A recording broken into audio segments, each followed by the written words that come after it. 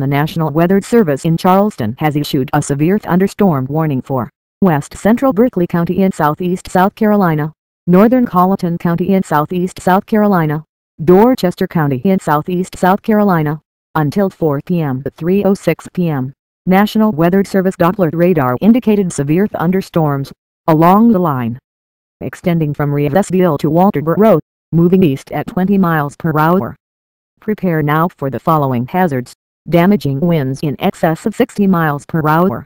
Some locations in the warning include Ruffin, Smokes, Rivesville, Walterboro, Canadas, St. George. Take shelter as thunderstorms approach. Report hail, downed trees, limbs, and power lines directly to the Charleston National Weather Service at 1-888-383-2024 when it is safe to do so.